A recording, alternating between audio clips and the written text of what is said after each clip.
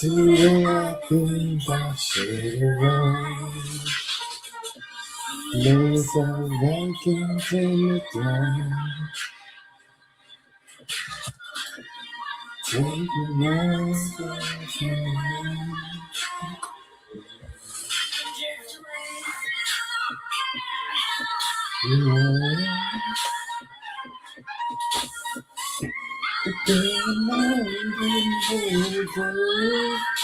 what's up?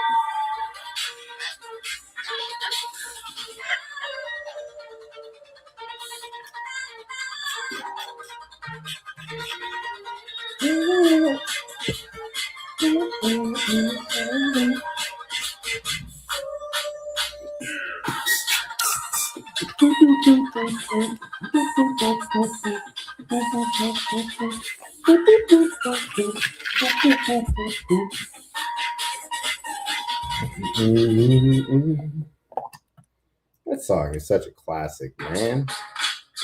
Go, go, go, go, go, go. It's your birthday. Like it's your birthday.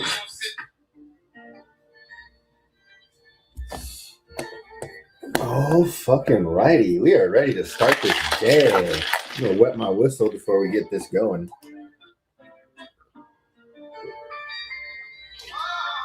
Oh, so good.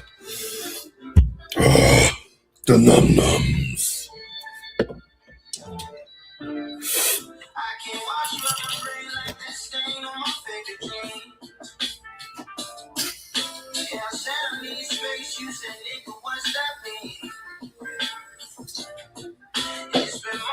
The battle is going. Likewise, Causer.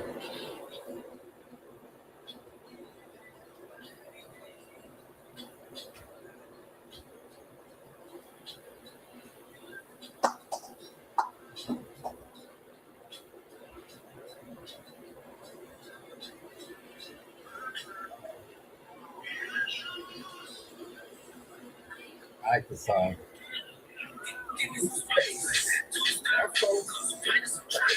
I'm the type of nigga that you needed to bang. Grade A bitches treat me like a saint. This money doing something to my brain.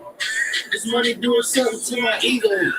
This drink got me talking like zero. These pills got me feeling like Leo. And this freak in my ear trying to go. I'll turn your crib to a whole house. I'ma start drink till I pass out. Drink till I motherfucking pass out. Drink. Holding on.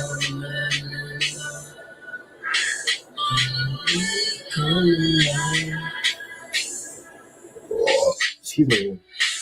Underneath the stairs is ready. Put our first perfect plan.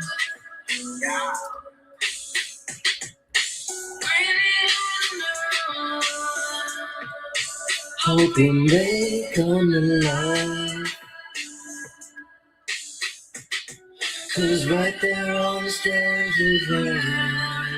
We put our first perfect plan.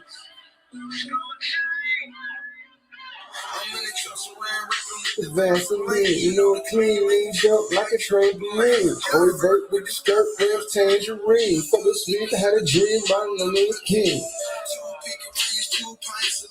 2 cups, 2 turns, 2 hoes on me. They were screaming free Gucci, but now go out free. Blue cheese, no ranch, condos on me. Grace running, Gucci man sounds perfect to me. Now I'm back on top like I'm supposed to be. Got owed to me. Holding on, hoping they come alive. Oh yeah, bro. Just went out to dinner. I celebrated over the weekend with the wifey. But had a little birthday dinner yesterday. It was chill. Just ordered some steakhouse, some Outback Steakhouse. It delivered. Showed up Casa.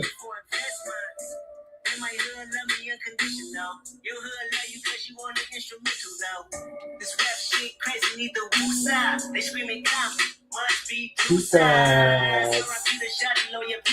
Flexing, VIP my body, 200 on the gas list. I don't like the sugarcoat or politics, yes man. I like me a bougie hoe from Normandy and Western. Ooh. Ooh. Everybody equipped till they black and blue.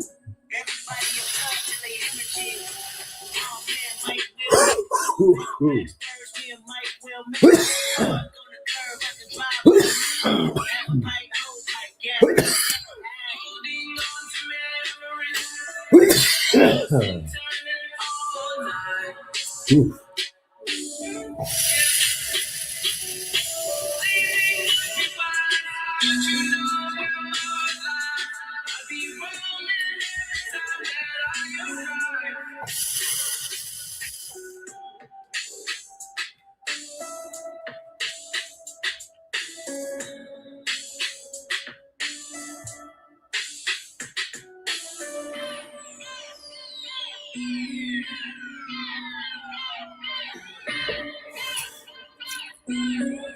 Look at that.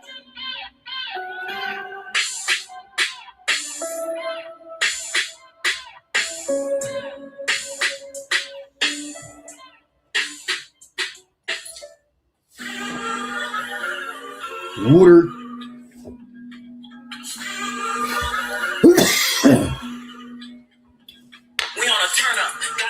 So yesterday, Hambone and I spent a decent amount of time, a couple hours together.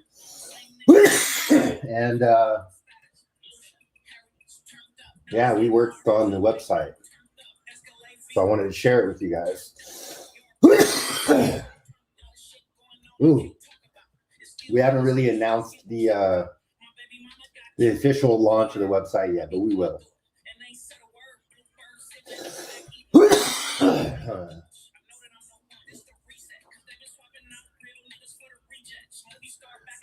So here's the website. When you land on it, just scroll down and check it out.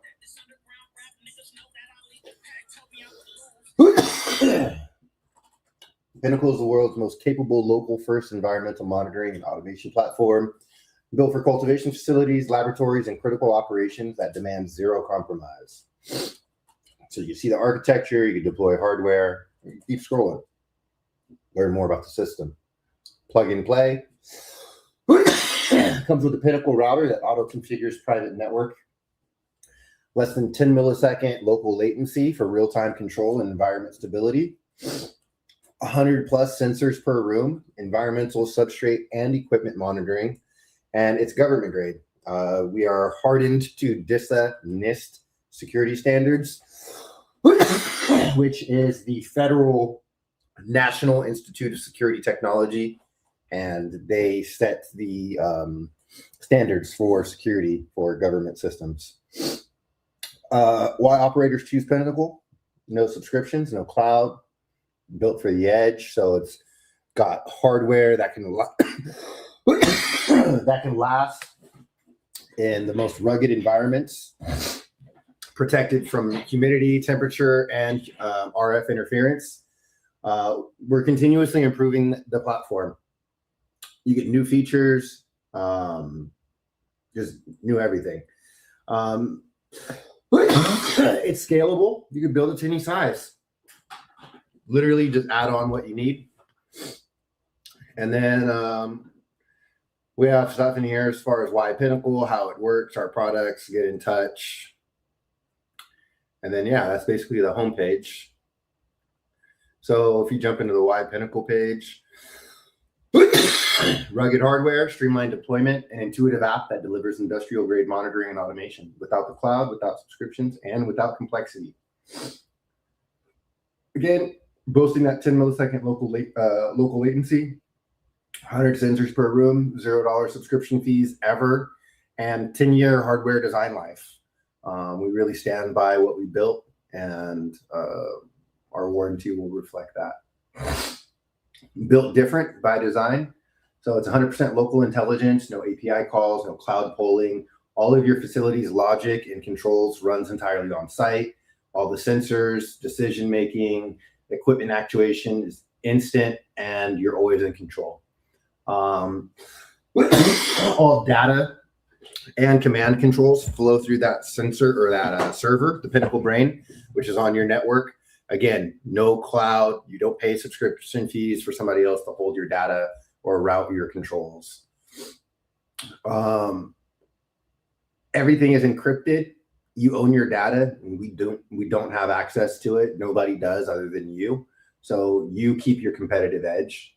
You're not sharing it with others. We do actually have over 200,000 square feet of managed canopy using Pinnacle, and this number will continue to grow as we begin to roll out publicly. So the deployment is extremely simple. Using our application, you can have a room up and running in just a few minutes. And then again, that hardware built to last, 10-year design life, 0 internet required, period. Runs on your local network, which we provide. No Starlink, no cell service. It's perfect for rural and remote facilities where you just don't have good connection or no connection at all. And everything is 100% offline. It's always available all the time. If you want remote access, you provide it by providing an internet connection, but it's not required. So we do environmental monitoring, equipment control and monitoring of said equipment. We could track the history of the equipment as well as the efficiency, like water removal rate from dehumidifiers, ACs. We can do early warning detection if they're failing. And then you have 100% intelligence on your whole facility through a single dashboard through our application. So just a quick breakdown of us versus our competitors. We take a very drastic approach to everything, essentially. Every feature, every sensor, every data point, it's all included. From day one, 0 limitations. There's no false restrictions to create upsell opportunities in our platform. Like other people are going to offer you the bare minimum for free, and then they gatekeep all the advanced features behind monthly fees. We don't do that. We send you the entire platform because your operation should not be held hostage by a subscription model. That's just ridiculous. So on-premises data storage with no limits, only we offer that. Other companies are going to offer you maybe 60 to 90 days of data storage, and then that's it. Ours is indefinite. We have an intelligent data retention system, which provides 5-year full resolution into every 30-second data point. And then we downsample that data indefinitely for averages. Unlimited sensors, We don't charge you a different amount based on the amount of sensors you're adding to the system. You're going to have the maximum amount it supports, over 100 per room, and pay the same price as the person that has one sensor. We're not jabbing you every chance we get. It works without internet 100%. There's 0 subscriptions, and you get the full feature set. We don't have our own sensors. We support the best sensors in the market, whether they're from Apogee, Meter Group, Campbell Scientific, or whoever. We integrate with them and support those sensors. So you're not forced to choose our stuff. You can pick what you like and run it. We can support an entire facility or a multi-facility campus with our infrastructure. We monitor the health of every single piece of hardware that we deploy, so we know whether it's online, reporting data, it's good, no good, needs firmware updates, etc. And then we also have open API and local integration where we could do custom shit with people. So from there, you can kind of build out your deployment, or you can see how it works, which we'll jump into that. This is something I'm still kind of working on, but hopefully you guys like it. I'm going to make my screen a little bigger. First, let me check the chat. All right. So in here, in how it works, it runs on your local network. Again, all the information we already covered. So based on if it's a single zone or 2 zones, so you have your internet access, comes in, goes to our router, right? Plugs into the WAN. From our LAN port, goes to the switch. And then from the switch, you have the brain connected, and then you have this wireless sensor hub that receives sensor data. Those both get plugged into the switch. Then from there, we have different control nodes, like for HVAC, intakes, fans, lighting. We have wired sensors that are wired to a sensor hub that can then send the data via Ethernet or Wi-Fi back to the brain. And then we have the wireless sensors that are on of low frequency microwave technology. They send their data back to this base station. The base station sends it to the brain. So that's essentially the setup. And then for a multi-zone expansion for multiple rooms or zones, you would just duplicate this. So instead of having, one router, one switch, you can see the multi-zone setup. You have the same thing. You have a larger switch here, and then it breaks off to each room, where you have your switch for the room with your brain and your wireless sensor receiver, and then any of your additional stuff in the room. And then it's just each room breaks off of this main switch now. So it's super, super easy. And then we built a guided tour on here, which I'm going to share this with you, and let's see what you guys think. Wired and wireless sensors continuously monitor your environment, collecting temperature, humidity. Oh, that was too fast. I could say that was too fast for show, but we'll keep going. Wired sensors transmit telemetry data via Ethernet or Wi-Fi, routed through the network, switched directly to the Pinnacle brain for real-time processing. I'm not going to touch the screen anymore. I'm just going to let it does its own thing when you do this play button.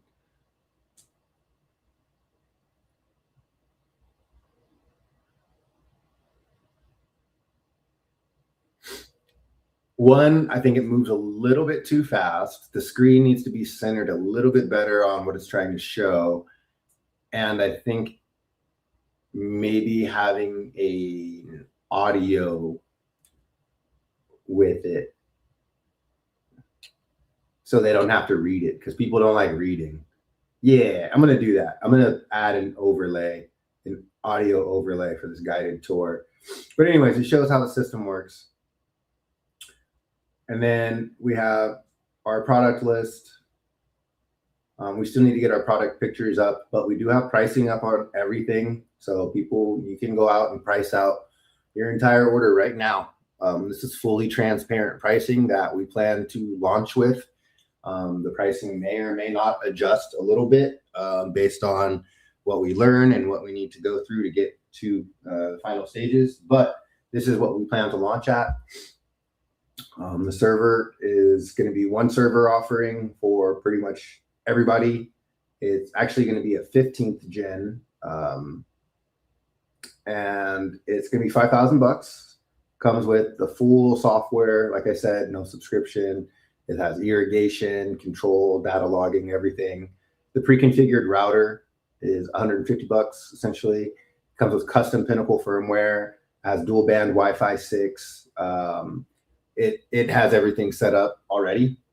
The switch, it's going to come up with a PoE switch with 5 ports. It will support the Pinnacle nodes and IP cameras over Ethernet. And then we have different sensor nodes. We have our wireless receiver, 1750. And then we have a wired sensor node where you connect your sensors to, that's 700. The Pinnacle Guardian node where you can connect up to 6 Apogee Guardian sensors, $700. HVAC status node, $700. You can connect 8 temperature sensors here, and they detect duct temperature and failure detection for your ACs. And then we have various sensors from Apogee that we support. These are all wired sensors.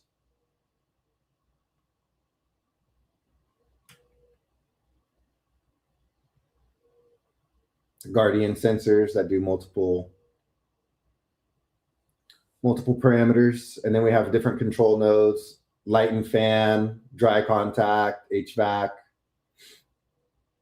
And then we also have different kits available as well that come with everything that you need to get started, whether it be sensors or some level of control. So we have different kits available there.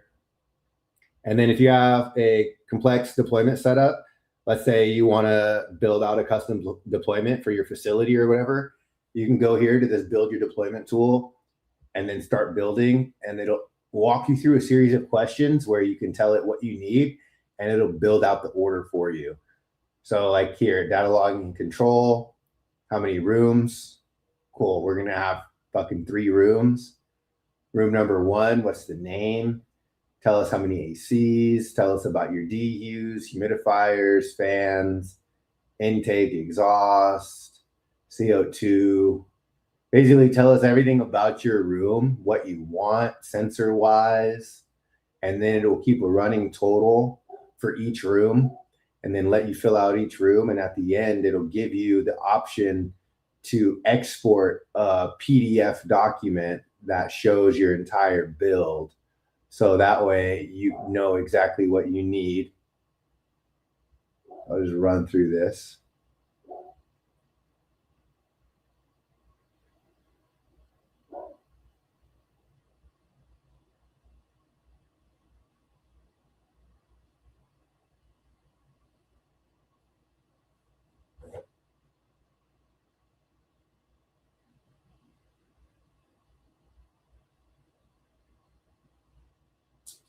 Cool. So we have 1 server, 1 HVAC node, 1 dry contact node, 4 dry contact outlets for the different equipment that I have, 1 light and fan controller, 1 irrigation controller, and then 14 wireless sensors in total. And then it says 4 plug-in devices detected, so 4 dry contact outlets are required. DC terminal usage for dry contacts is 5 total, so 1 node.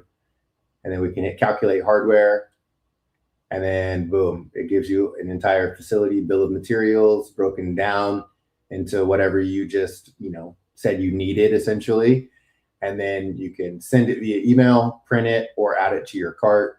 And it makes it super, super easy. So people don't have to be like, oh, what do I need? What do I need? Go here. It'll tell you exactly what you need. We don't have anything in news yet. We have a couple things in contact, which are pretty cool. So you can go through sales and hardware and then tell us kind of like about your situation and what you want. And then it'll just forward you through a contact form.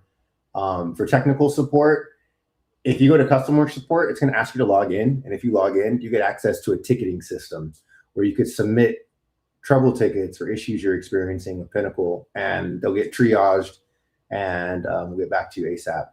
And then if you have just general questions, it goes to the frequently asked questions, which we have some pretty basic questions in here.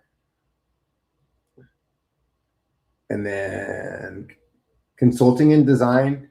So it takes you either to the build your deployment, which we just went through, or to our consulting tiers where you can learn about that. We do offer advanced agricultural consulting and crop steering classes / consulting. So single session, $450 an hour. Growth pack, you get 5 1-hour consultations in this pack, so you get a discount of $50 each. So you save $250 versus that single session. And then the mastery pack is 10 1-hour sessions at $350 each, so you save $1,000. That's like, hey, you're trying to meet, every week or every week and a half, 2 weeks, and just dial your shit in consistently. That's what you want to do right there. Save you some money.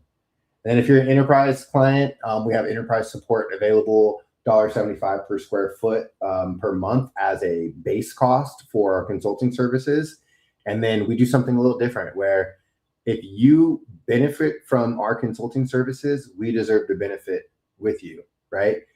If you're making $3 million a year and we come in and with our services, we take you from 3 to 5, don't you think we should eat a little bit off of that extra, right? Since our consulting services are pretty cheap. So we do a 6% of revenue growth, and this might actually go up to 10 with a 6-month term. So essentially the way that it works is if you have a 1,500 square foot facility, your base cost is only $2,600 a month. That's $31K a year. That's nothing for a consultant, okay?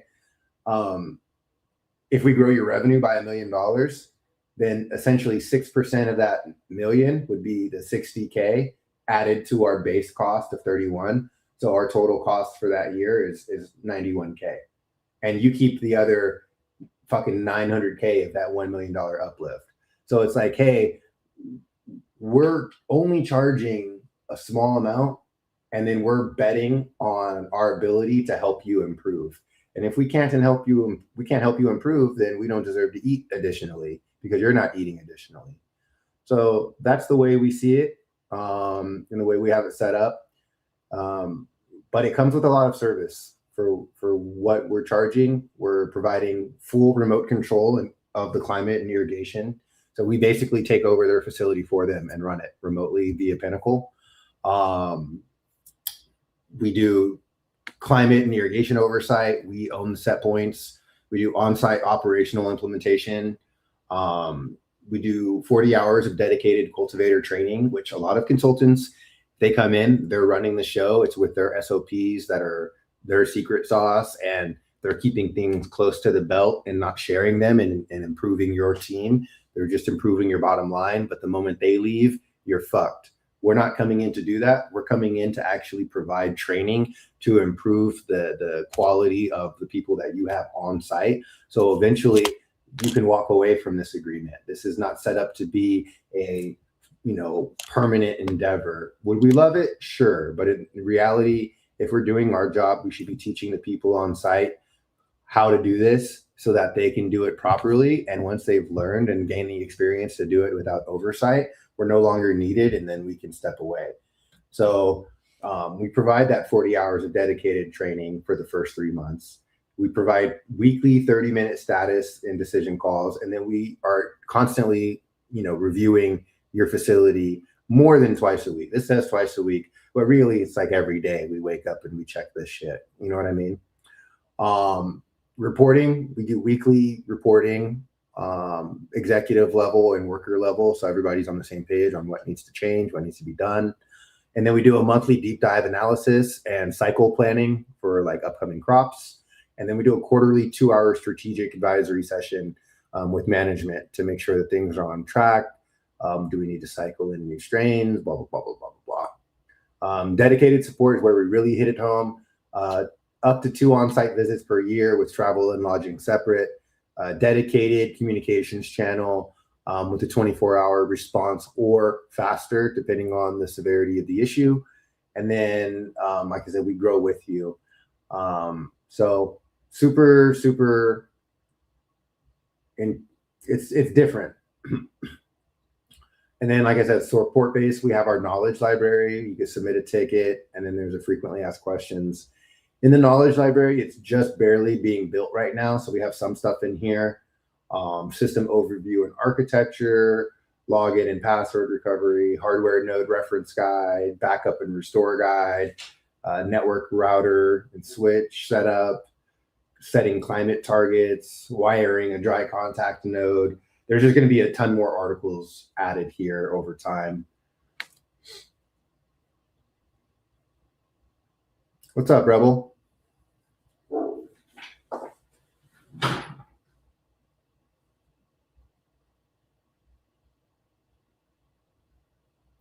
Yeah, Closet, hit me up. I got you, bro.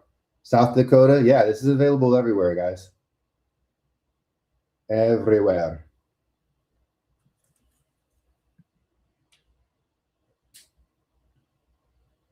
Give me 1 sec. I'll be right back.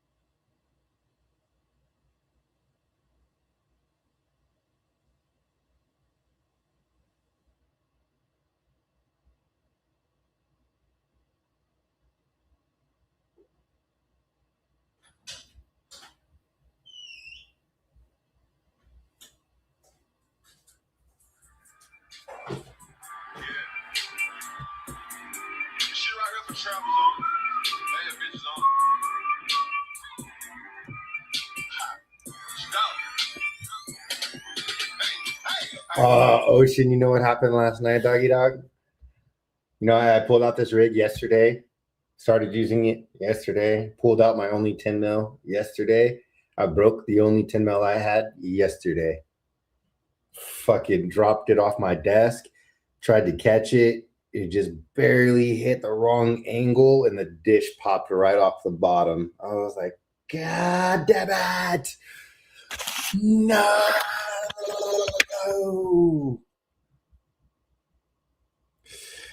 Yeah.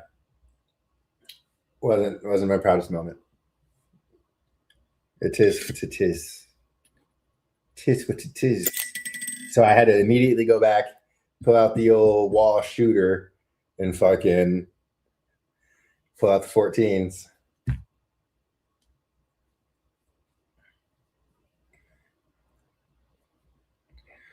But yeah, man, that's the website. It's like 99% done. There's like some features I need to test. So I'll probably start having some of you guys sign up for accounts and other stuff like that. And then if you guys are interested in being one of the final pilot testers, because we're not, hold on, my dog is being stupid. Hey, shut up, stupid. Hey, shut up. Nobody wants to hear you guys. Go take a nap or something. It's fucking nice out. Go take a nap. Go lay down. I'm gonna say, oh yeah, the website is fully, like, damn near fully built out, but we're not. Chester, shut up. But we're not gonna open e-commerce on the site yet. We still have a few things we need to work out. We need to get our payment processor stuff set up, and we need to. The control nodes are not going to be available publicly yet. We will take on projects for full-on control, but It's going to be on like a special case basis because we're going through our FCC and UL certification for our hardware. And until we get those things certified, we don't want to be mass distributing them. But if there are specific projects that don't require FCC or UL certification for their hardware and are wanting to hop on board, we are open to working with them. But yeah. Yeah, Jay, whenever you're ready, bro. Look, all of you guys that have been around for a while, you supported in the past one way or another, like I'm here to help you guys out too. The pricing that you see on the website is extremely fair. We don't mark up our shit a lot. Like our profit margins are not very high. We have about 40% profit margins, whereas a lot of companies have about 50 to 60%. They mark things up MSRP to like 100 or 200% so that they have room for a distributor deal. That way, because most distributors won't even touch a product if there's not enough margin for them to cover all the logistics that goes into putting it on their shelves, stocking it, distributing it, learning about it, etc. So there has to not be enough meat on the bone for a distributor. We intentionally did not leave meat on the bone for a distributor. We cut out the middlemen. We're having a direct to consumer business model where we work directly with you to provide you what you need. And, that's it. That way we keep the cost low and we're not having to pass on that inflated cost to the end user for no reason, just because we want a distributor. Pinnacle.systems is the website. Check it out if you guys are interested. You can, I haven't even tested the contact page to make sure that the email comes to me yet. I need to do that. But I'll have my contact information on there and I'll make sure the contact me page works in the next hour. And you guys can reach out. And I'm not going to say what I'll do discount wise or price wise for you, but reach out and we'll talk about your situation and we'll see what we can do to get you rolling. The first handful of people that we roll this out to are getting a completed product, make no mistake. However, we are very open to this initial round of pilot users providing feedback and having their feedback implemented swiftly into the application. So people who are interested in having a hand in the pot and being like, hey, this was my feedback. I added this to the app. This was my idea. Something that we might be missing, we didn't think of, something that could be done better. It's your opportunity to have a say in that, A lot of companies boast built by growers for growers, and it couldn't be further from the truth. It's built by Chads, funded by Chads, managed by Chads, and sold to growers. And this is different. This is something truly built right here at this very desk. Countless days and nights, hours upon hours by a real grower. So Pinnacle.systems is the website.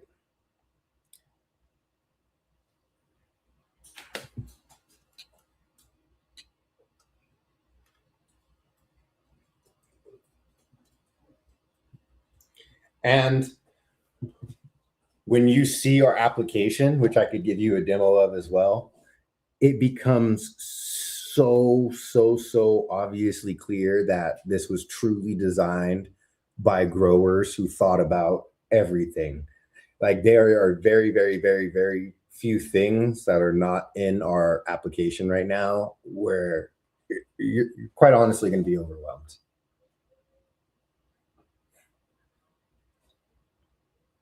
From our data logging capabilities to our control to our ridiculously simple UI or the interface, right? It's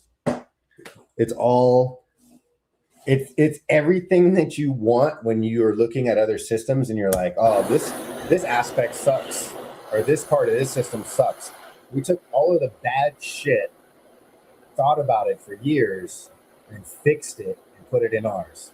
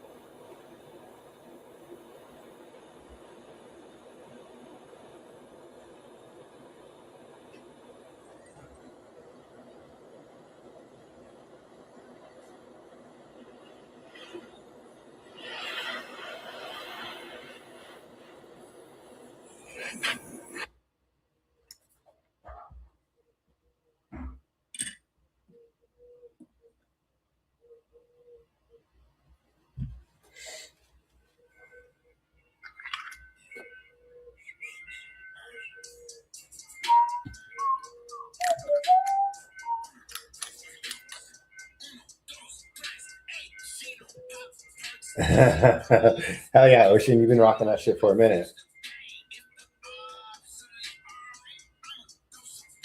You like your electric dab rig so much better, fast and rechargeable? That's cool, man.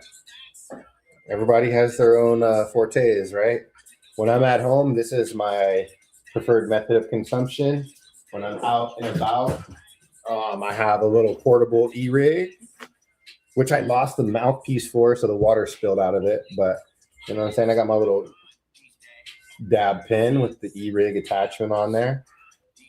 But nothing hits like this when you're at the casa, my boy.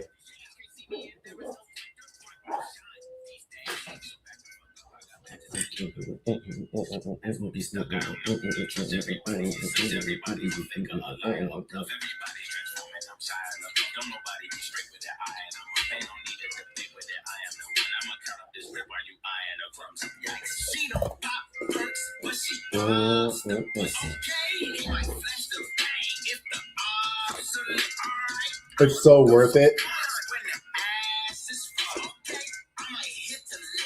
It's so worth it, bro, Rebel. Even without water in it, just using that attachment makes the hit so much bigger and smoother. I love it. We got tags. Now we got Rex. I gotta go tags.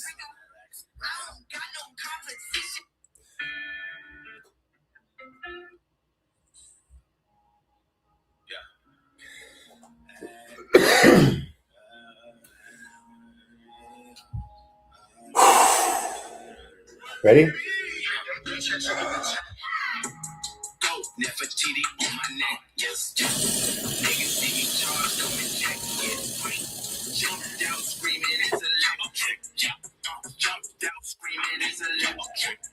Some niggas wanna fight.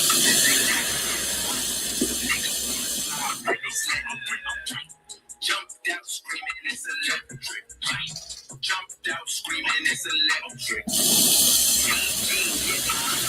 I'm from where them niggas sling guns like a Weston. Pull up with the SAG, tryna test them. Bet you he gon' live with A's and B's, no question.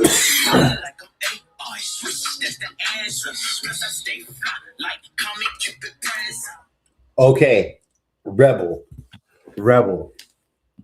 That is exactly why that bubbler is a game changer. Why does the battery die fast? Because you're not getting a proper hit out of it. And you're having to hit it like multiple times. You have to heat it up multiple times to like, unless you put it on purple or red, even sometimes on purple, you have to hit it like, you have to reheat, right? To keep it going.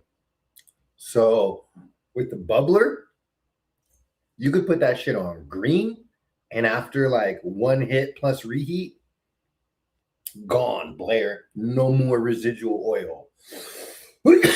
No more having to bump the temp up to finish it off or get it all. And more importantly, no more having to constantly hit it or take multiple smaller dabs. You can actually just take, like, not as big as what you would put on here, obviously. It's still going to take the smaller amount, but you get so much more of the hit, like so much more efficient, bro. I find myself taking one hit and then putting it down and being good, just like I would a dab. Vice, before I would, take 2-3 hits off there, and then I'd be good to go do what I was going to do. Now, one, done, put it down, battery's lasting much longer.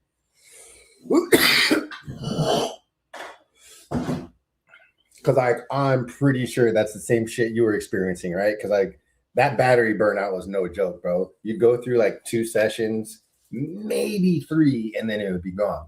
And he'd be like, damn, I got to plug this shit in. Cool thing is it does do pass-through charging, so you can use it while it's charging. And the bottom of it is does wireless charging. So if you have a wireless charging pad, you can just set it down on top of it, and it'll charge that way too. And a lot of cars have wireless charging pads for cell phones now. So you can literally just set it in there and charge it on that, which is pretty clutch. Out of all of the dab pins I've used throughout the years, the Aries is definitely the best one that I've used in terms of everything, minus battery life. But I mean, if you have it charged up before you're leaving the house for the day and you have the bubbler, you'll make it through the day. Whereas before, if you don't have the bubbler, you need to take a charger with you for sure. I wouldn't go on a day trip with the Aries without the bubbler and without a charger.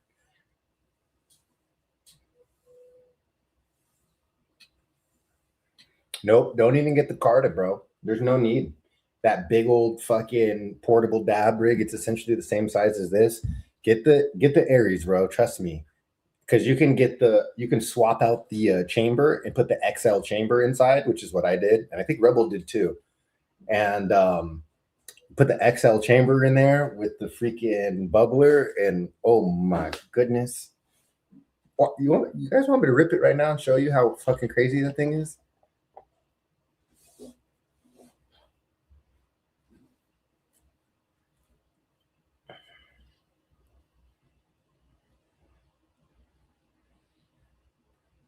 Yeah, so the max chamber with the bubbler, you'll be squared away, bro. You'll be squared away. You rip your rig before you leave the house. You got the bubbler in the car. Maybe you hit it 1 or 2 times in the car on the way to your destination. Maybe you hit it 1 or 2 times while you're out and about. 1 or 2 times on the way home. Should be good all on a solid 1 battery right there.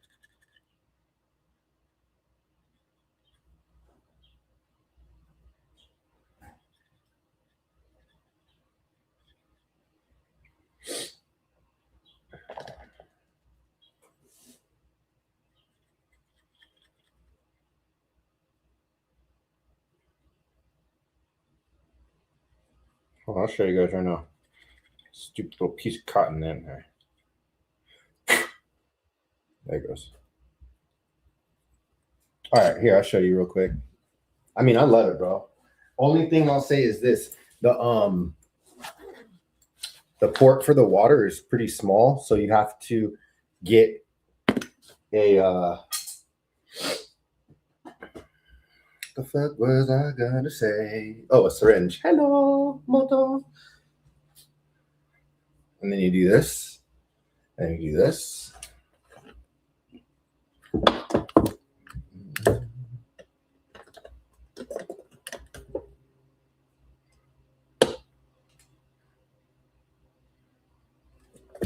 Okay. Take it off. Okay, and then what it is, there we go. So I have the max chamber. You can see that fucking chamber is pretty big.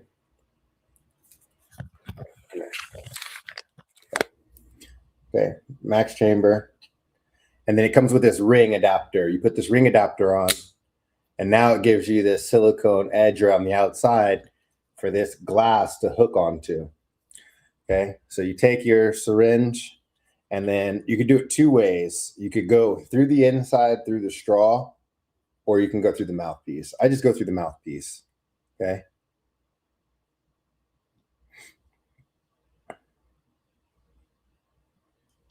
Bam. Okay. Fill that bad boy up about right there. And then you can put this on now and then make sure that your button is facing out so you can reach it. Okay. Make sure your battery is fully turned. All right, cool. Then it comes with this bubble cap adapter, which kicks ass. If you want, you could put beads inside, but even putting really small ones, I noticed it wasn't really helpful. So I just don't put anything. And then it'll stand on its own just fine. Pretty solid. Okay. Then as far as the size of dab, just for frame of reference, I'll show you on my dab tool, the normal size dab I would take on my rig is about right there. Okay, that's my typical dab, about 0.25, 0.3. Okay, what you're gonna do on this, it's much smaller. Just to show you, I'll take what I'm gonna use for this off of here. And it's basically gonna be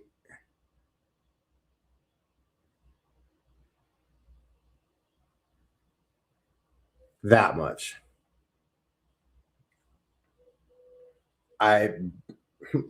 That's how much you need. Not much. Okay.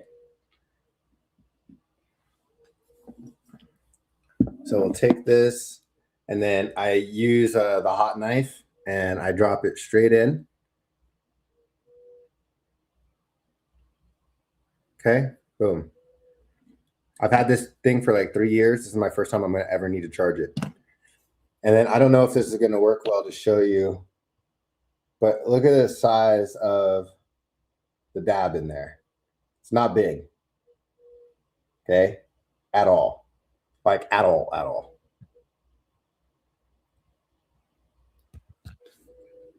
Okay, so now we'll turn this bad boy on. 5 clicks, 1, 2, 3, 4, 5.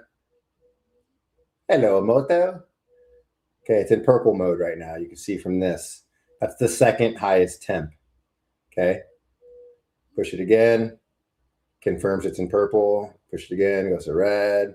Next is blue is the lowest. Yellow is second. Green is in the middle. Purple is second highest. And then next will be red again. We'll keep it on purple. We'll put the cap on. Boop, pops in. Double click this bad boy. Starts warming up. Watch this shit.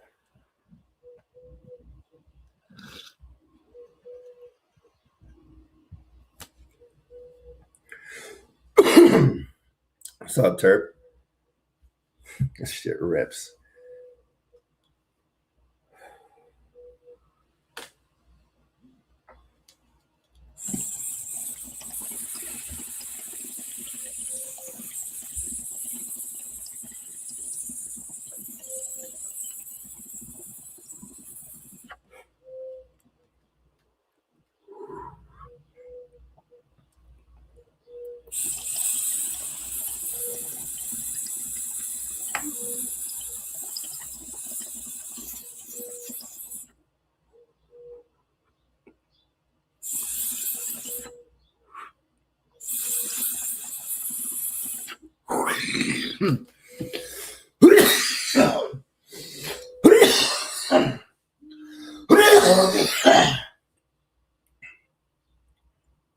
Mamma mia.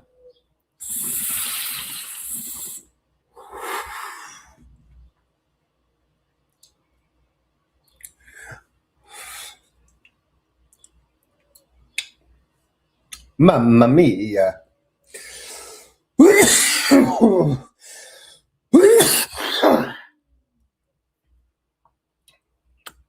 And then look,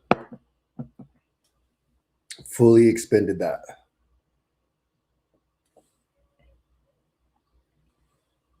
You saw that it wasn't a very big dab anyways. I could have hit that on a higher temp too on red. Simple cleanup.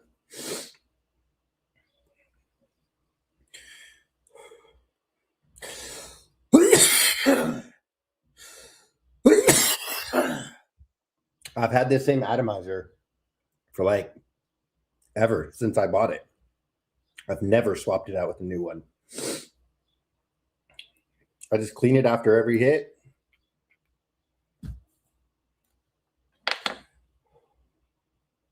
Look at that. Easy peasy, baby.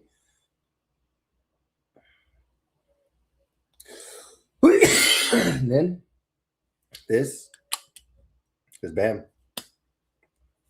Ready to go again. Look how efficient that cleaning is. For people that are like, oh, I don't like cleaning. I don't like torching. I don't like the heat up. I don't like the time. This could be a good solution for you. Could be. Maybe, maybe not. Ooh, mamacita. Leave mine right here.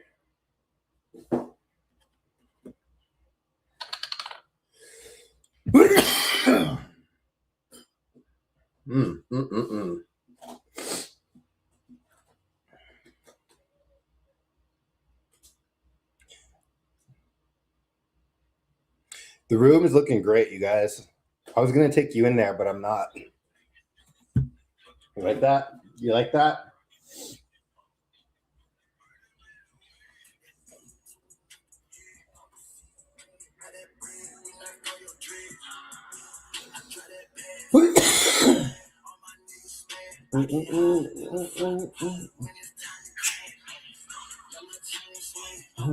Same thing.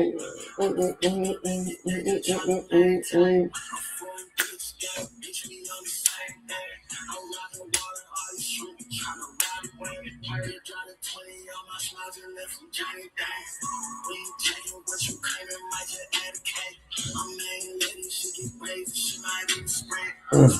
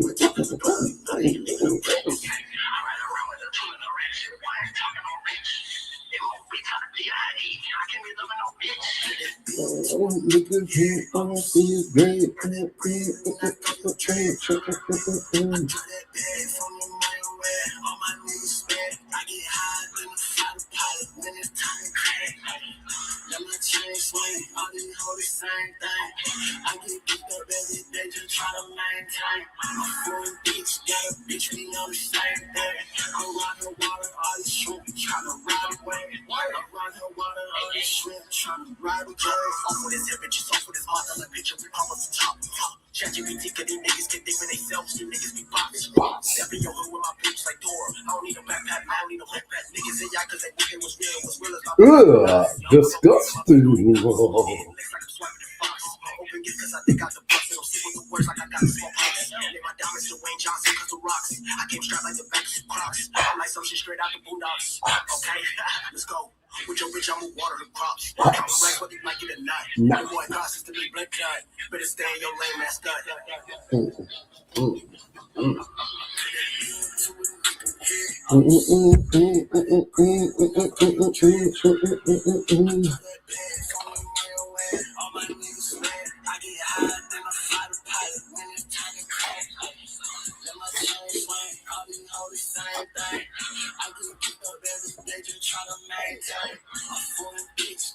I'm set to 79 right now, but it's maintaining closer to like 80, 81. But we're getting ready to drop the lights intensity, and that will allow me to lower the room temp, and then we're going to be targeting about 77. And then next week, we'll go probably about 76, 75. And then that'll be it.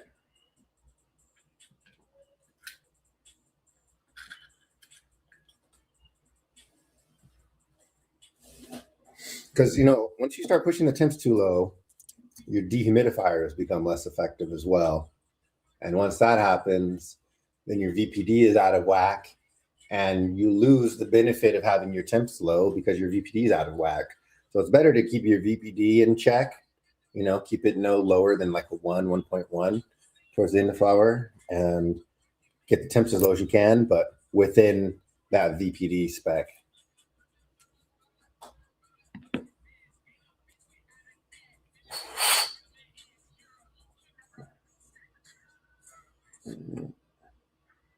Let's see.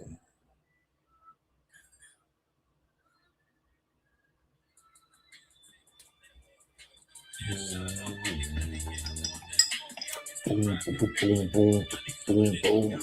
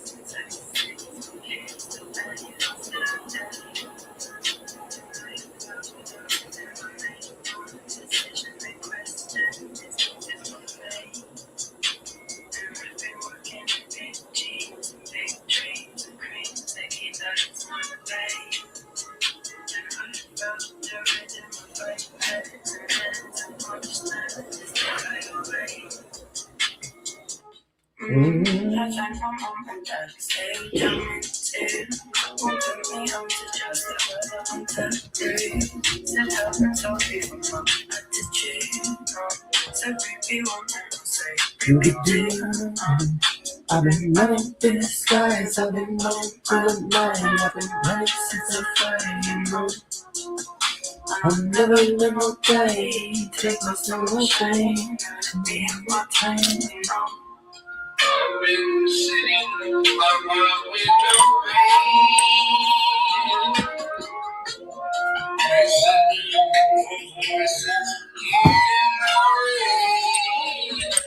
I've been jamming like this since I 6, but kids the barely lost the day. I felt the rhythm I made one decision, I question his heart is buffet. The edge is 3 feet tall. Cut him back, bro. Listen to me. Over veg is underrated. It's not about how big you let them get. It's about managing them, bro. If you let them turn into monsters, but don't let them stretch. You feel me? Keep the PPFD intense so that they stay short and squatty and they stay bushy. And then you let them grow and you top them motherfuckers back, cut off like 3/4 of the fucking main stalk back to those branches that are still husky at the bottom though, right? Then let those become your new main branches. And then like manifold train them.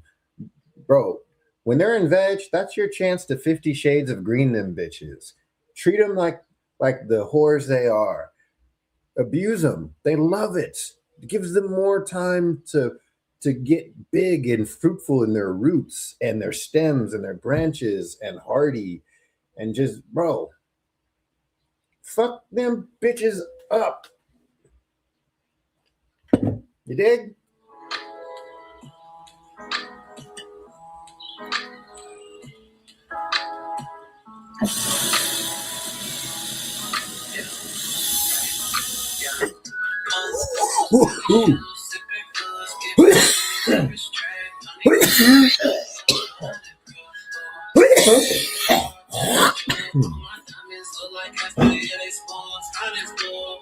Yes.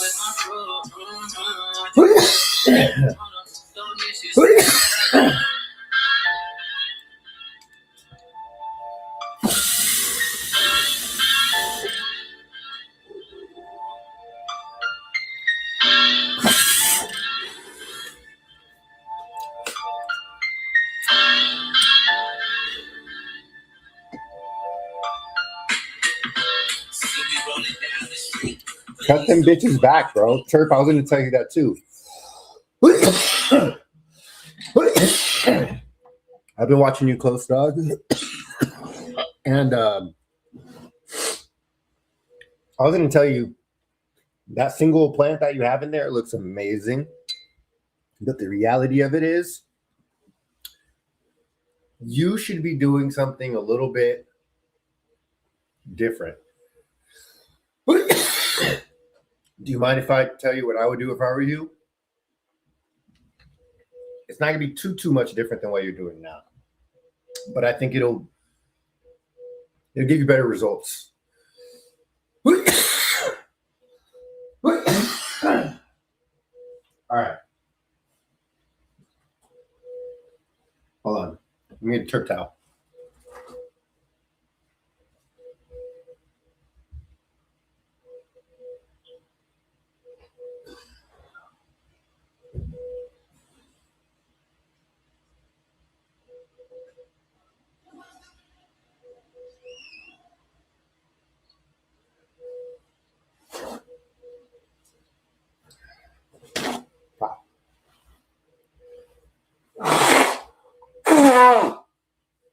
All right. Whew. Gotta get that out of there.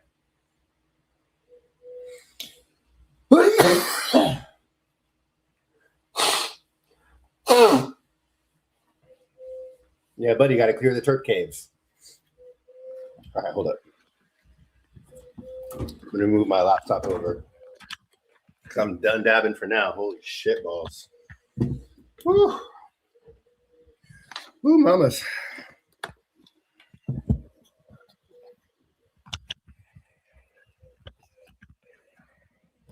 All right.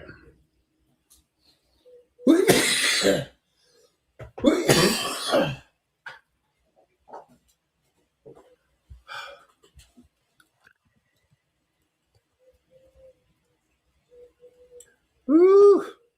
Hell yeah, closet. Share it with your friends.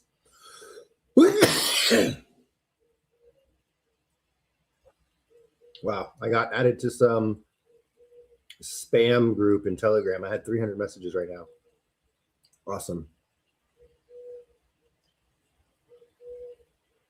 I guess that's wide. It doesn't feel like wide, but whatever. Okay. You're working in a 3x3 or a 2x2?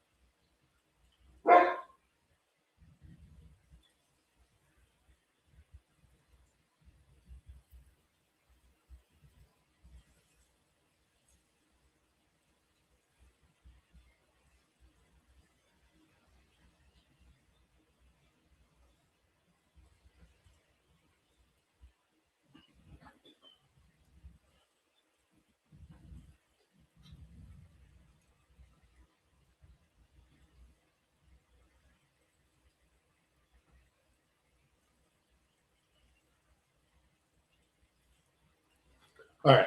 My bad. I was replying to a text. And I can't see your fucking chat. I'm going to move it. 3x3. Okay.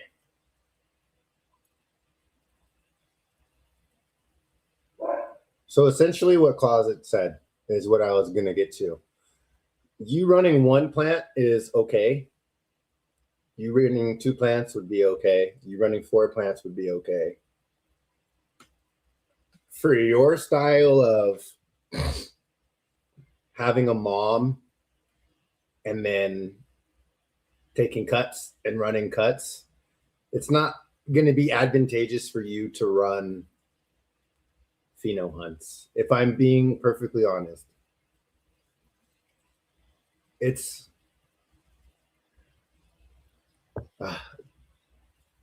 first of all, it's not a pheno hunt, but without getting into semantics and the terminology, the climate inside of a 3x3 tent is not going to vary significantly enough to show you different expressions within that genome, right? You're not going to see that much. On top of it, usually taking multiple plants, like 2 of one pheno, 2 of another, to make that comparison so you can have a better idea of what's what. And maybe this was just an outlier. Maybe that pheno doesn't actually produce like that, but because it was in a hot spot in the tent, if you have one, right, then, or a stale spot, not enough airflow, it grew like that, right? Like, so you don't have enough clones going in to be doing a hunt where you can statistically look at group A and group B and say that they're different in these ways, right?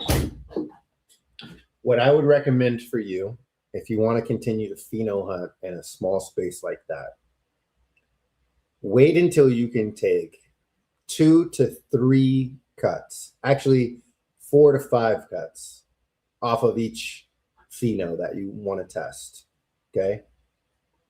And then what you're going to do is get 3 of those maybe rooted, and you're going to stick them in the tent. And let's say you do a 3x3 grid, okay? Get rid of the pots, put a very small tray in there that you can do flood and drain, okay? And then what you need to do is just get small little half-gallon or 1-gallon pots and do a simple flood and drain setup in that tray. It'd be the easiest fucking thing ever. You don't have to do drippers. You don't have to do anything wild. You can have a quiet little pump that does a very simple ebb and flow style setup, right? Then what you can do is, let's say you have 3 different phenos and you have 3 different clones off of each pheno. That gives you your 9x9 grid that you can fill up, which allows you the ability to then not put all 3 of A and then all 3 of B and then all 3 of C, but you can stagger them however you see fit to get the best possibility of reducing, hey, this one looks like this because it was on this side and it was getting slightly more reflection, or this one looks, no. Statistically, they were scattered around, and all 3 of these are easily identifiable as the same pheno, despite them being scattered, right? You see where I'm going with this? And then it gives you more plants to make your analysis on. It gives you a better statistical analysis to do where you have a larger control group. And also it's going to end up maximizing your yield, because in your situation specifically, I would be going for like an aeroponic straight from clone through flower setup essentially, or just like a sea of green, a lot of plants, because then if you put, 8 total for flowering, well, I mean, then roll with that, right? Get your 4 flowering in there, but get them to a point where you're doing this then, and this was going to be my next point. You should be vegging your plants out longer, cutting them back, and then sticking them in there, especially with a lower plant count. You should be getting a plant going into flower no earlier than like 6 weeks fed, bro. Like straight up, like real fucking shit. You should be vegging for like 2 weeks topping that bitch, de-leafing heavy, starting to manifold it, right? 2 weeks later, if that, bam, chop that bitch back again, bro, and just let her just beef up and choose the branches that you want to beef up and eliminate the other shit. And you send in a couple of beefed up manifolded plants that have a dedicated beefy ass fucking branches going in there just looking deboed out, just like, what's up, dog? What's up? You know what I'm saying? Like, that's what you need to be doing. You need to be, because you're so small scale, you have no excuse not to spend 10 minutes in there every day tying down branches with little rubber fucking wire plant hangers and shit and all that other stuff. Do it, bro. Do that. Manifold train it. Hit it with high intensity and veg. Do not skimp out on PPFD and veg. That's how you get those skimpy ass branches. That's how you get weak stems and stalks. If you want robust plants going in a flower, you need robust plants in veg.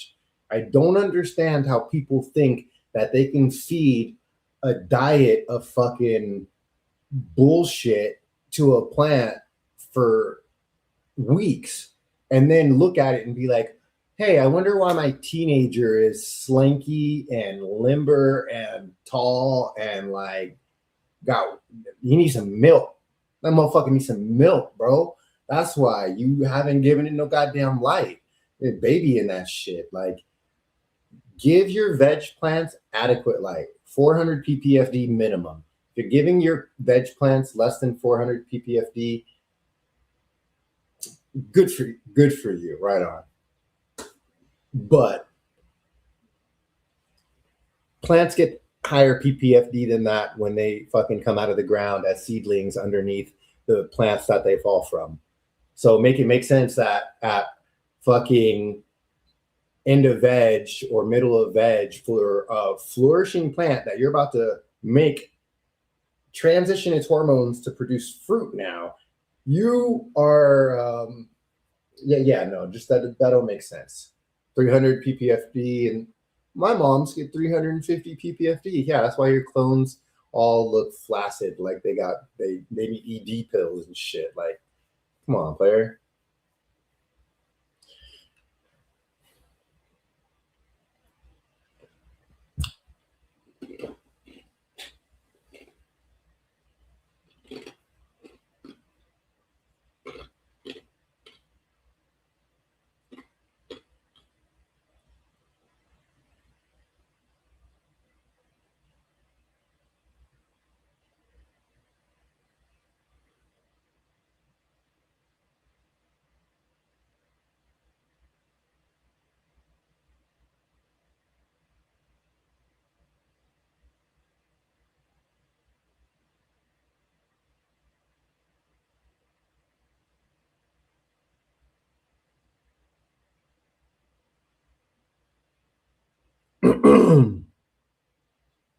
Let me see this shit. Sorry. Yep, there you go. Yeah, buddy. Exactly. Simple, simple, simple. Love that. Love that.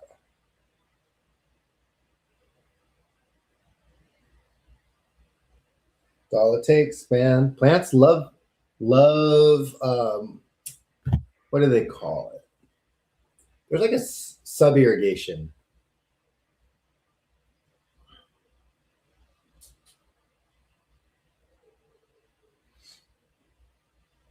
Bro, look up manifold training if you don't know what it is or how to do it properly. Or if you want, I can teach you. I have plenty of plants I can teach you on the next run. Speaking of next run, I made a mistake. Made a slight mistake. So you guys know how fast this run started flowering, like around like day 10. I wasn't expecting that because my last run took a little bit longer, like around day 14. we took cuts about 3 days, probably too late. And even while they cloned and started vegging after I up-potted them, I am fighting to get them to re-veg right now. They're like, what's going on? I thought we were going to flower. Are we not going to flower anymore? Does anybody know what's going on? They're a little confused right now. And they're vegging, but they went from 5 leaves to 3 leaves, back to 5 leaves, back to 2 leaves. Now they're going back up to 5 leaves again. They were on some weird shit. They didn't understand the assignment. Hey, shut up out there. It's a nice fucking day. You guys piss me off. You guys are like some fucking prissy chihuahua bitches, man. Shut up.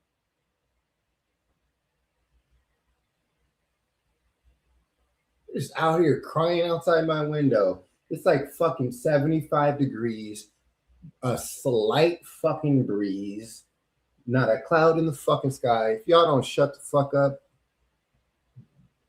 god damn. So, anyways,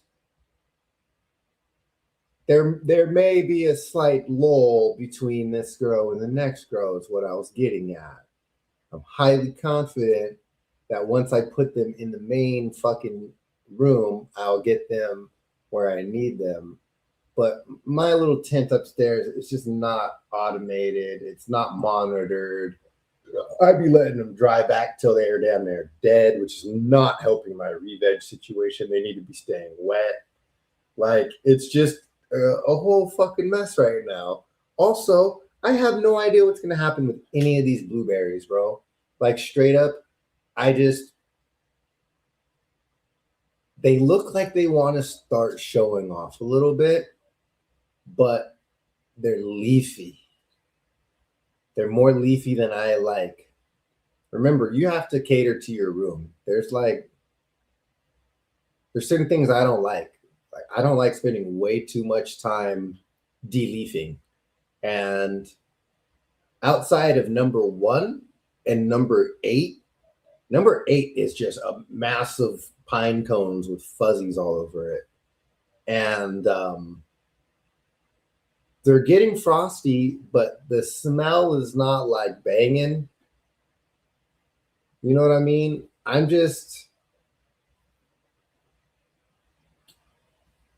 not sure what's going to happen with those. We're going to have to wait and see. My gut is telling me to get ready for some shitty washes. The G6 in the Frost Factory looking amazing. With that said, my G6 and Frost Factory are also doing that crazy re-veg shit right now because they were hard into flower. Their hormones triggered quick, bro. Because we took clones like a weekend, and by 10 they were like full on budding. So that means when I took the clones, they were already like triggered inside. So I think maybe since we're already going to have some G6 and Frost Factory off of this run and some bullshit blueberry, maybe I hit up my boy. He expanded his nursery, the one I normally get my clones from, down in San Diego. And maybe we do a run of oil tanker, or maybe I see if he has some Pido or what else he has going on. And then we'll just run some stuff from him. And then give me a chance to get G6 Frost Factory seeds harvested, dried, separated, and potentially pop those to start vegging those for what we put into the room next. And we just do a massive seed hunt. Right? You see where I'm going with this?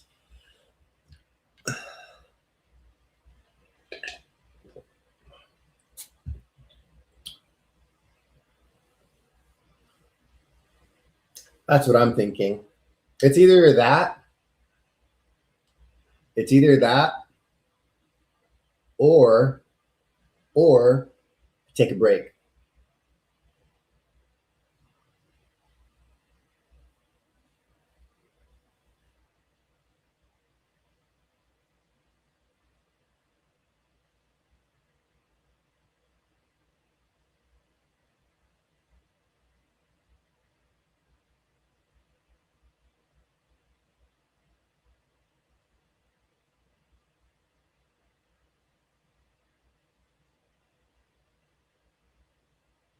Hmm.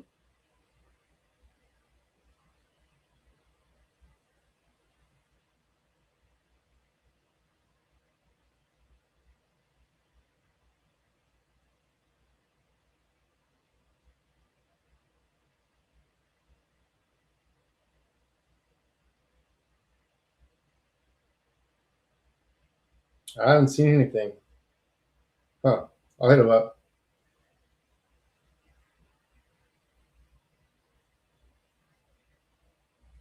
I'll text him right now, actually.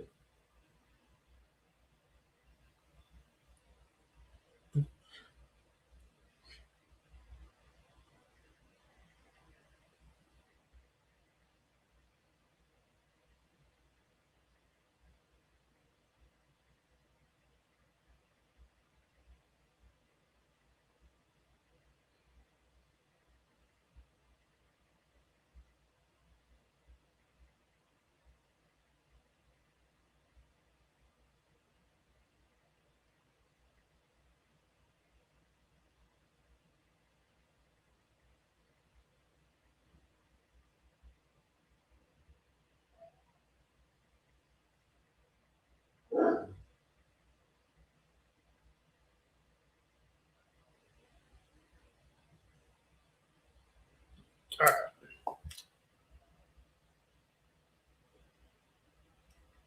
The people want excitement. Yeah, bro. I mean, I've been waiting so long for the Frost Factory G6 cross. I will gladly pop the beans to do a ridiculous, epic hunt. But my caveat to that would be I need to get the AC fixed / serviced first before I put anything else in the room. And then I should be good to go for another run with everything as it is.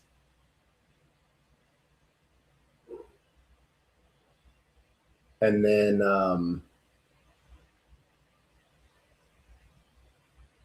I'm seriously considering going down to 3 lights.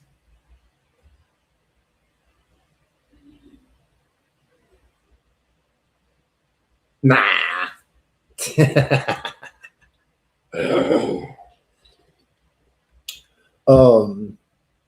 Yeah, we're gonna do the 6 lights, and we're gonna do.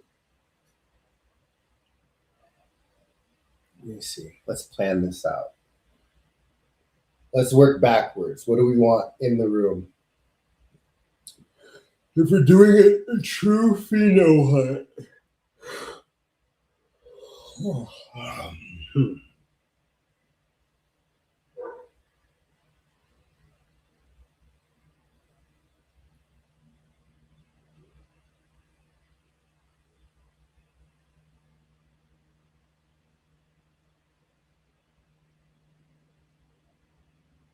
Oh, sorry. I was thinking in my head. I should probably think out loud so you guys don't think I'm just over here doing Stevie Wonder. All right. So here's my thought process. G6 and Frost Factory are hunted genetics, but they share the same father, which means there's a possibility for recessed traits to pop up.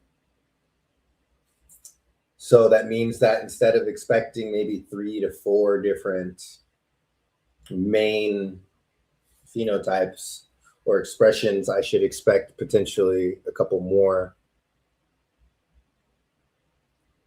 But is that more than like 6? Because what I was thinking is I have 6 lights.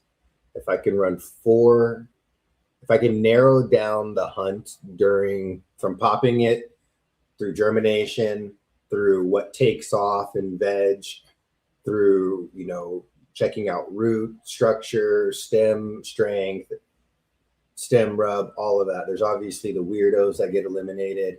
I think I can easily go from 50 beans down to, say, 20-ish, maybe even 15.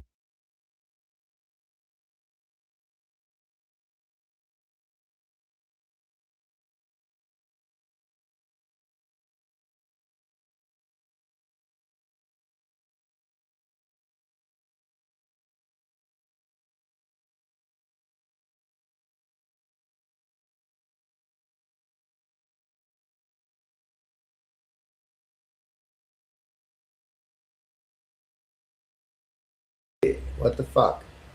This stupid camera goes to sleep. If it doesn't see me doing hand gestures and shit, I don't know how do I disable that? I'm gonna have to figure that out. It's just fucking retarded. Can I say that in 2026? Can I say fucking retarded?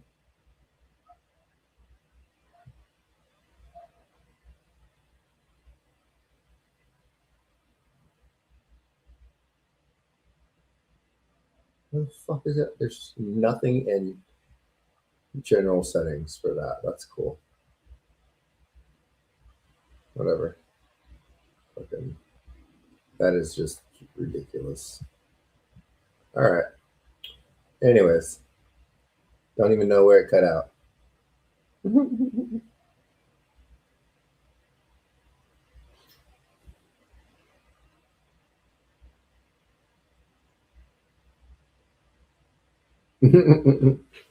Ideally, though, we get down to 6 plants, six ideal mothers where we're like, let's see what they got.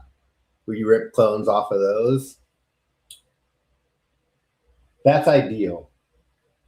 It's probably not the best case for the pheno hunt. For the pheno hunt, it's probably better to maximize that and do what I did with the blueberry pheno hunt.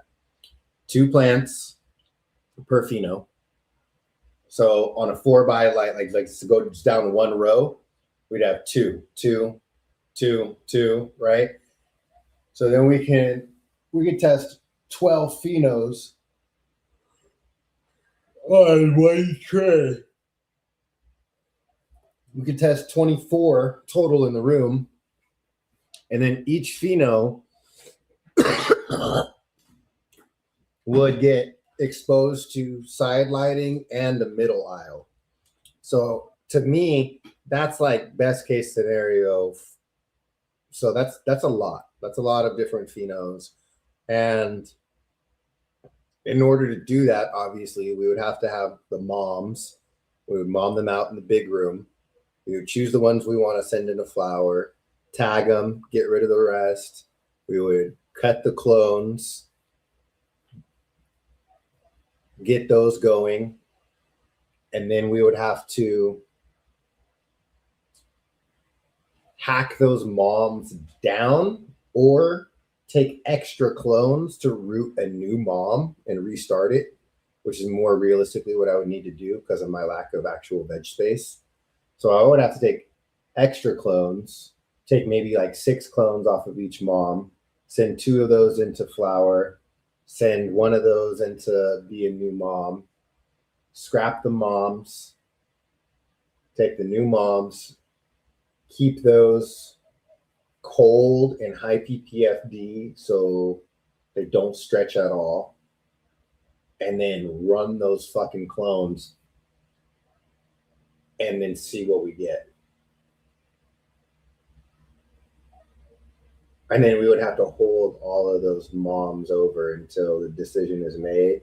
But then we could have those moms ready to rip a couple of more clones each, not too much because there's going to be a lot of them. So realistically, I'll just have to keep them small, pick the winner, and then pull the winner or winners into the big room again to veg them out for a couple of weeks, enough to take clones to do the run back. And then we can do the run back. Yeah, that'll work. That'll work. Oh, Oh.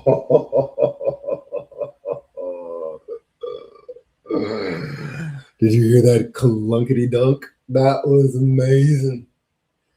Ooh, I've been working on that one, bro. Oh, that was deep. That wasn't a crack. That was a clunk. How long do I think? All right. So I didn't plan a timeline with that. I just was plotting the course. Here's the timeline that goes with it. So from today, I would say we have at least 4 weeks until harvest. Okay. Well, not 4 weeks. 4 weeks till the room is reset. Probably about 3 to 4 weeks. Yeah, G6 probably will go about another 4 weeks. Frost Factory, maybe another 3 weeks. But I'll just put 4 weeks harvest.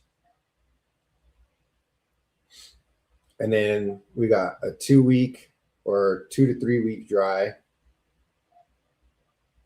I'll just put 3 weeks. Collect, sort the seeds and all of that. We'll pop them. At the same time that we're doing the 2 to 3 week dry, it will be also clean and reset the room. So those will run in parallel. And then, because I only need to dry those branches that I pollinated. I don't need to dry anything else. Everything else is going to be fresh frozen harvest straight to the freezers. So the room will be reset that week. And then, let's see, after that, we'll do our pop seeds.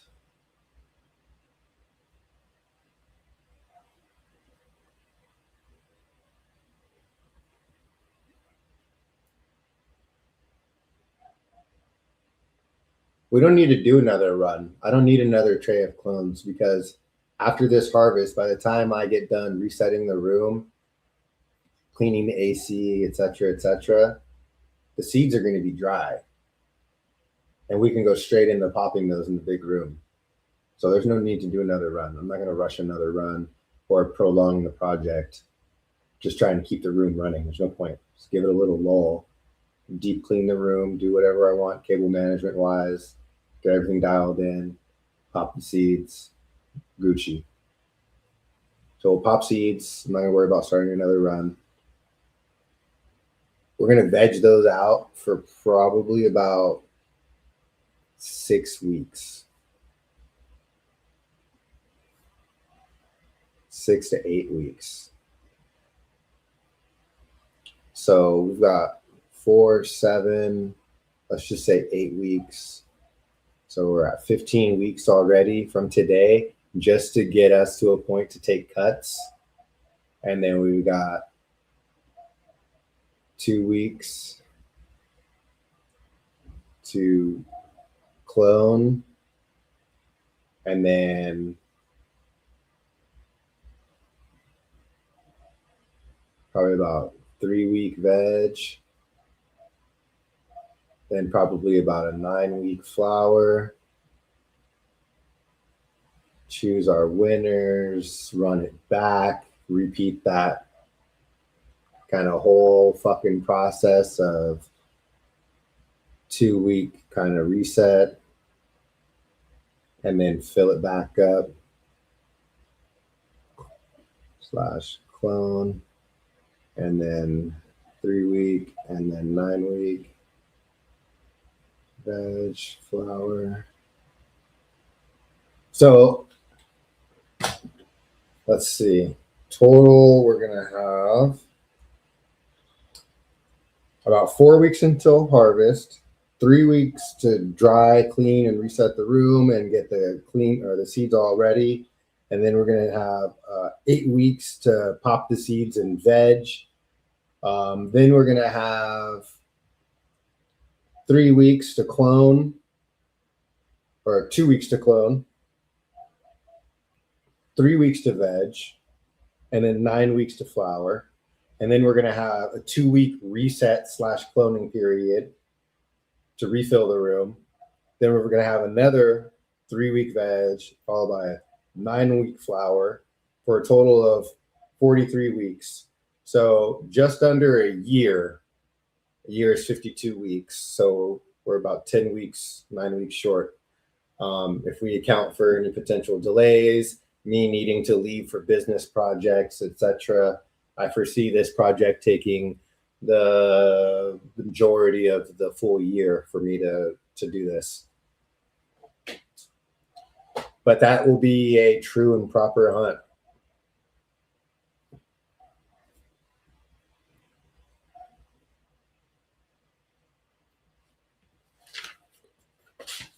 Nobody can refute the work at that point. You know what I'm saying? Like it's been documented.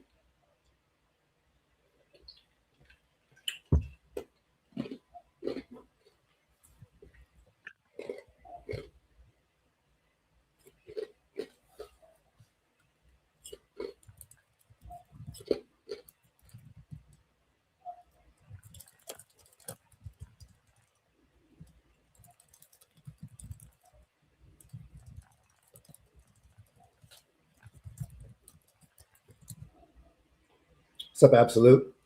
And then what? And we do it. Then the same thing we do every day, Pinky. We take over the world. So we'll do the G6 Frost Factory. We'll find the winner from that. Depending on what we find in that winner, we could choose to cross it back to itself, right?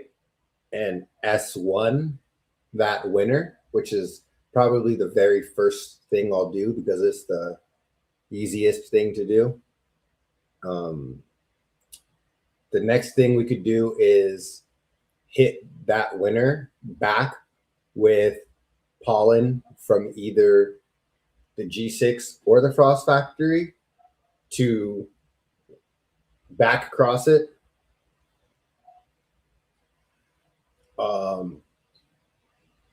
We could use the G6 pollen we already have if it's still viable. Or we could reverse the winner and then use that pollen to hit the G6 and the Frost Factory, which might produce something totally different. And who knows? So who knows? It's what the path that we take from here is like, it depends so heavily upon what we find in the hunt, because what we find in the hunt is going to be like, okay, well, this is great. The terps are great, right? We got the terps we wanted, but we didn't get enough of that G6 structure, right? That you can pretty much flower almost all the way to the end with all the branches all the way down to the bottom, completely unsupported. That is a trait that I want so intensely because there's no such thing as spaghetti branches with that plant. It spaces itself out in a way that every bud site is properly exposed and properly develops all the way down, while at the same time having a ridiculous amount of branches and bud sites that it's abnormal. It's not, you don't see that. Like it's weird. It's just downright weird. When you walk into the room, it draws your attention to it because you're like, what the fuck? It just looks like a desert cactus that just has those big, beautiful cactus flowers all the way down. And it's crazy. It's weird. Whereas Frost Factory is more of a traditional growth, but it gets super, super purple, super resinous. And the terps that I've been able to pull out of it are very different from the G6, which is it gets a lot from the cookie jar, the G6. It gets some blueberry-ish fruit leather taste, which I presume comes from the electric oranges, or not the electric oranges, the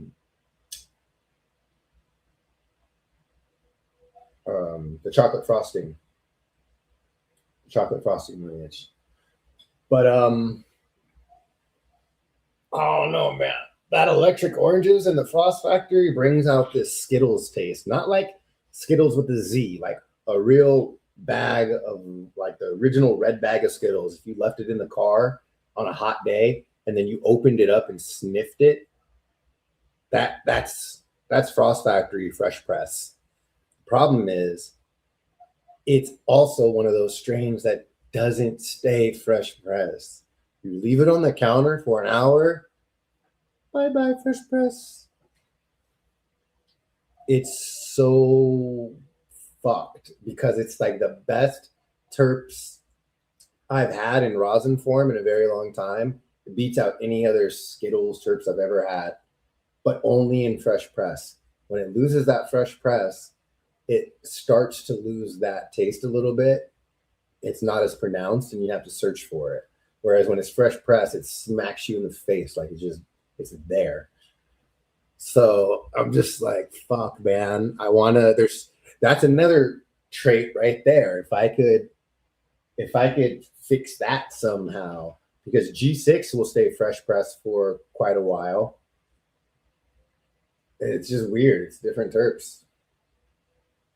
I did have a good birthday, man. I appreciate you. Ask me ChatGPT about story part.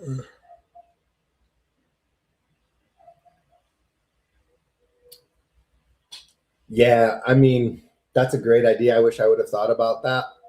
Maybe next time I pull out that jar, I'll get some single-use vials and make a few. But I think I probably only going to pull out that pollen one more time to use anyways. And then if I need more pollen, I know how to make it now, and it's pretty easy. So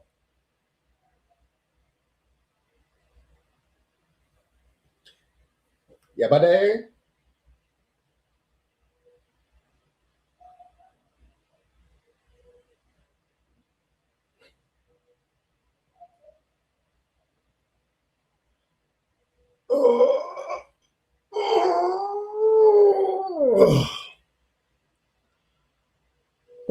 I got some time to kill. I'm waiting on Alex. For our meeting today. So if you guys have any questions, fucking fire them up, man.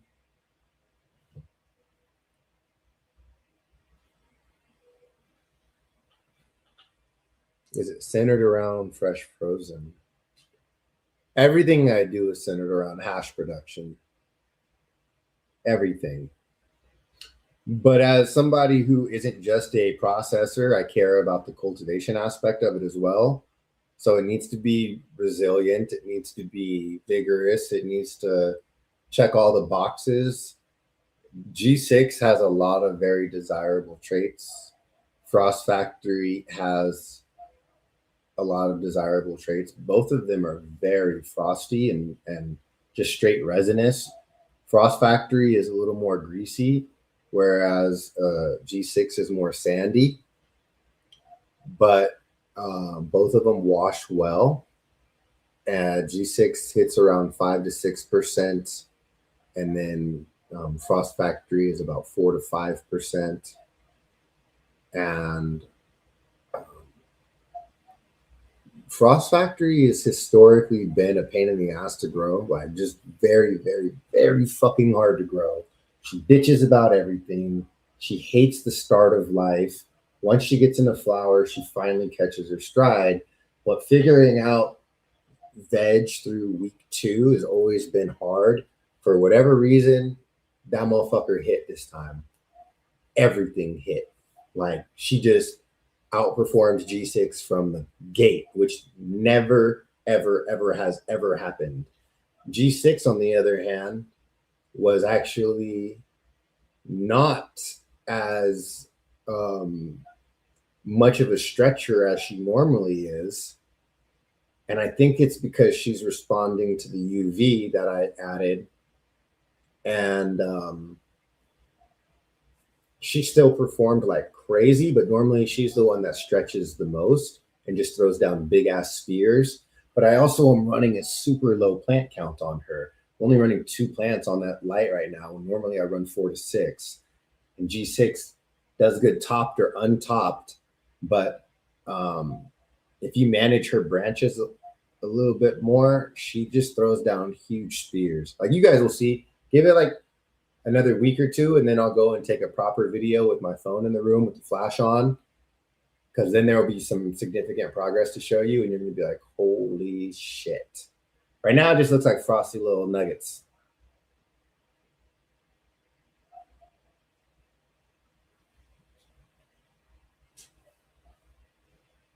Yeah, there's not, bro. Everything that washes good and makes good smokable rosin or dabbable rosin makes good smoke, in my opinion. I haven't had anything yet. And if they're like, oh, well, it's not smooth. Well, that's fucking on the dry and the cure, bro. That ain't on the fucking terps, bro. Don't blame the terps for the biomass. Don't do that. Let's not do that. Terps did nothing wrong here.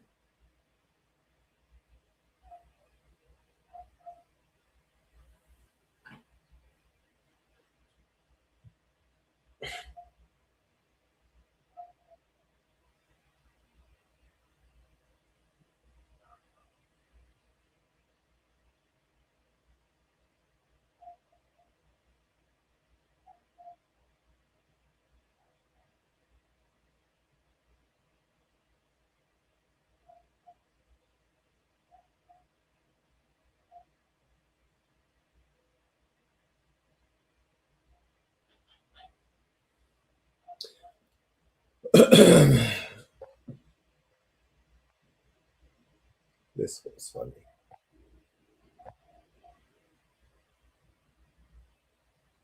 Yeah, my AC can't keep up, man. Here's a perfect example of how you can tell. Watch.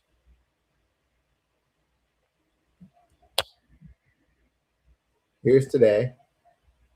Here's where I increased the PPFD, and look, we were holding at 78.5 with a target of 77. So we were already just over our set point. We were hitting 77.9 right there. Okay, so let's say we were barely holding right over our target. Now, as soon as I increase the PPFD back to like what I would normally want it at, the temp is going up. And now we're chilling at like 81.9, 80.7. We're at 81.6 right now. So you could see there is a difference in the temperature right here. It's subtle when you're in this view, but when you back out a little bit to like, let's say 12 hours, now you can see that jump a little bit more. And yeah, the AC is just not keeping at the set point. We should be closer to 77, 78, not 81, 82. And a little two-ton, a little putt-putt. A little putt-putt. Oh. Oh, damn it.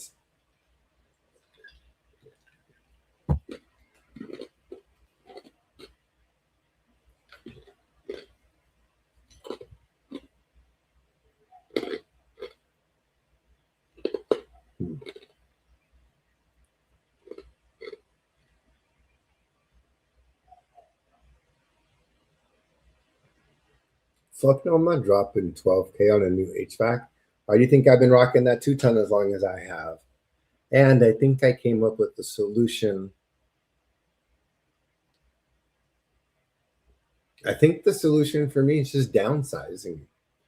No matter how I slice the cake, it doesn't make sense for me to invest on expanding the infrastructure at my home property to support expanding the grow or making the current size growth work when I can literally just remove some of my lights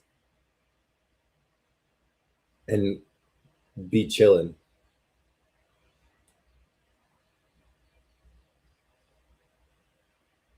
Nah, my bill's not too bad. It's around 1,000 to 1,500 a month for my electricity bill, but it's a 4,000 square foot house, 2 stories. Each story has its own AC. There's a pool with a spa that has the pump running like 6 to 12 hours a day or some shit. The kids walking around, leaving all the goddamn fucking lights on. And then I've got the hash lab. That AC essentially never turns off. And then the irrigation room and the flower room. But I have solar. It helps offset some. I would hate to see my bill without the solar. Holy fuck.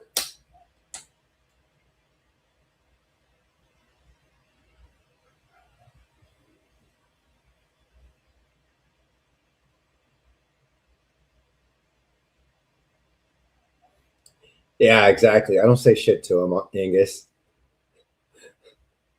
He said Daddy's rocking 6K in the garage. Daddy's also paying all the goddamn bills.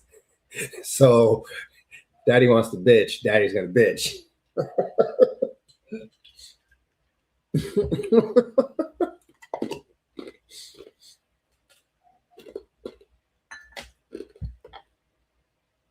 Has anybody here calculated out what your cost would be to purchase all the weed that you consume? I go through conservatively a 2-gram jar every 2 to 3 days. Realistically, though, like when I'm not sick, I'm kind of smashing like a jar every day or two. Let's just say it's a jar every 2 days. So 15 jars a month.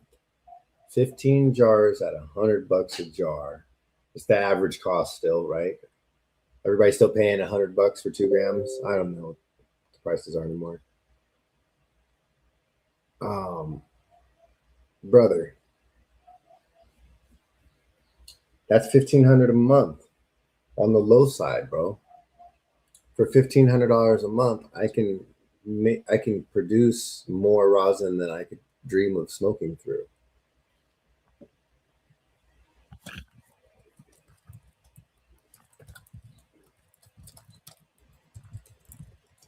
All right, Ambulance ready to hop on this meeting now. So I'm about to hop out of here.